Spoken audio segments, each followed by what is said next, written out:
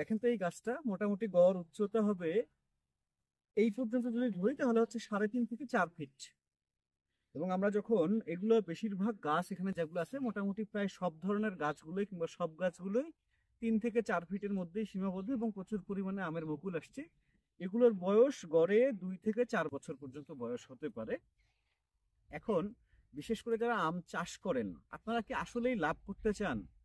যদি আপনি একজন বাণিজ্যিকভাবে ব্যবসায়ী হন সেক্ষেত্রে আপনার ব্যাপারটা আলাদা, কিন্তু যারা হচ্ছে নিজের জমিতে চাষ করছেন এবং ব্যাপক পরিমাণে লাভবান হওয়ার চিন্তা ভাবনা করছেন, সেই ক্ষেত্রে আমার আজকের পরামর্শটা হবে আপনার জমিতে বিশেষ করে কলম কাটিং যেগুলো চারা কিংবা কাটিং চারা কিংবা কলম চারা যেটাই বলেন না কেন, এই ধরনের চারাগুলো যদি আপনি আপনার জমিতে লাগান সেই ক্ষেত্রে যে বিষয়টা আপনাকে করতে হবে, গাছের বয়সটা যখন 2 থেকে 3 বছর পর্যন্ত থাকবে তখন পর্যন্ত আপনি এইরকম ভাবে মুকুলগুলো, যদিও এখানে বাড়তি মুকুল থেকে আমি মানে ভেঙে ফেলে দিব, এই যেমন ধরেন একটা মুকুল আমি ভেঙে ফেলে দিলাম, এরকম ভাবে গাছের প্রত্যেকটা মুকুল আপনাকে যে কাজটা করতে হবে এভাবে ভেঙে ভেঙে ফেলে দিতে হবে।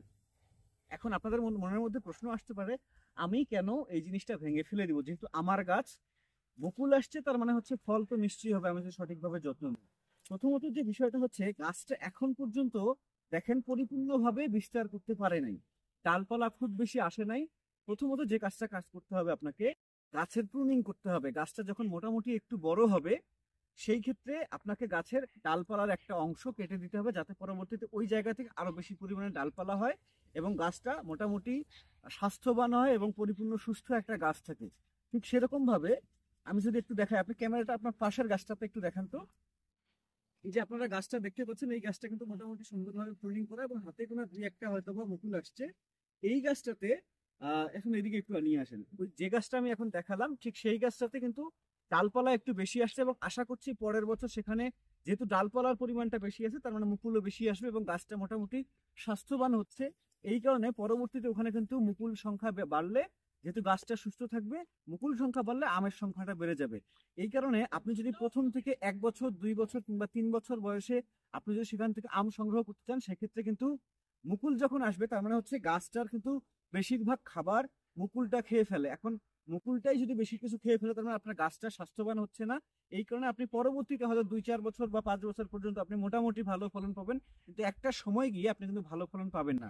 এই একটা আমের গাছ থেকে ভালো ফলন পাওয়ার জন্য প্রথমে 2 থেকে 3 বছর পর্যন্ত মুকুলগুলোকে ছেটে ফেলতে হবে এবং সঠিক সময় বিশেষ করে অক্টোবর মাসের দিকে আপনাকে এই গাছের প্রুনিং করতে হবে। এই প্রুনিংটা যদি আপনি করে দেন কিংবা উপরের ডালপালা যদি কেটে দেন সেখান থেকে নতুন করে ডালপালা গজাবে এবং সেখানে গাছটা পরিপূর্ণ সুস্থ হবে এবং 3 বছর পর্যন্ত যদি আপনি যত্ন নেন, 4 বছরের মাথায় দিয়ে যদি আপনি সেখান থেকে আমের ফলন চান সেক্ষেত্রে মুকুলের সংখ্যাটা বাড়বে এবং সেখান থেকে প্রচুর পরিমাণে ফল হবে এবং এই ফলনটা অনেক বেশি পরিমাণে হবে অন্যান্য গাছের থেকে। আপনি পরীক্ষা করেও দেখতে পারেন যে গাছটা প্রথম বছর বা দ্বিতীয় বছর থেকে আম নেওয়া হচ্ছে সেই গাছের ফলন থেকে আপনার গাছের ফলন, যেহেতু আপনি প্রুনিং করছেন এবং পরবর্তীতে সেখানে 3 বছর পর্যন্ত কোনো ফলন নেই, সেই ক্ষেত্রে কিন্তু আপনি ফলনটা একটু বেশি পাবেন। কারণ হচ্ছে এই প্রুনিং করার কারণে হোক কিংবা হচ্ছে আপনি 3 বছর ফল না নেওয়ার কারণে গাছটা পরিপূর্ণ শক্ত হচ্ছে, সঠিকভাবে খাবার নিতে পারছে এবং গাছের মধ্যে সঠিক পরিমাণে শক্তি কিংবা জোর আছে।